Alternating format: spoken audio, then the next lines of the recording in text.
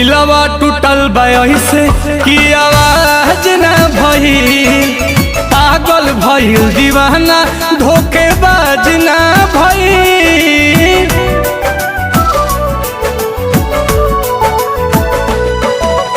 हंसे ले ऐसे जैसे ओकर लाज न भइल, लागता कि हूँ प्यार के मोहताज न भइल। कहाँ के हुआ गाबा समैया के घड़ी से, कहाँ के हुआ गाबा समैया के घड़ी से। हमारा से ऐसे जुदा हो गइल जैसे होला दिसंबर जनवरी से। हमारा से ऐसे जुदा हो गइल।